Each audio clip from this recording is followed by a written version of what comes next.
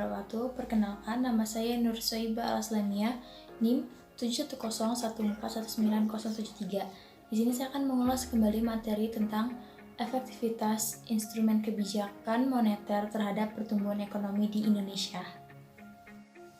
Nah, poin yang pertama.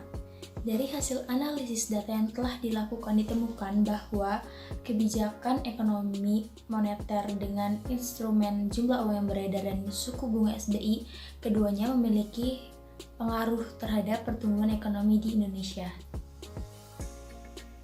Yang kedua, instrumen jumlah uang yang beredar dan suku bunga SBI sama-sama memiliki pengaruh dalam jangka pendek dan jangka panjangnya. Namun, dari masing-masing instrumen tersebut memiliki pengaruh yang berbeda.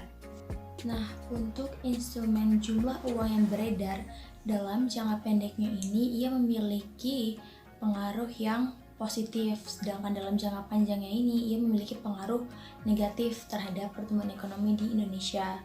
Lalu, untuk instrumen suku bunga SBI, justru malah sebaliknya, dalam jangka pendek ini ia memiliki dampak yang negatif, sedangkan dalam jangka panjangnya ini ia memiliki pengaruh yang positif terhadap pertumbuhan ekonomi di Indonesia.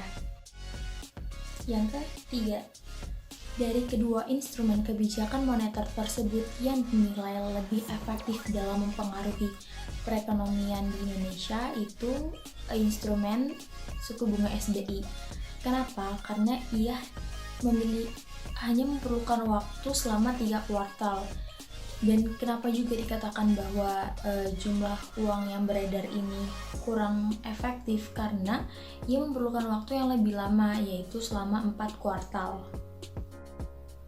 Lalu yang keempat dan juga yang terakhir tentunya, nah di sini jelaskan perbedaan keefektivitasan instrumen jumlah uang yang beredar dan suku bunga SBI ini dipengaruhi oleh kemampuan respon dari sektor perbankan dan sektor real yang merupakan menjadi jembatan dalam mempengaruhi pertumbuhan ekonomi di Indonesia.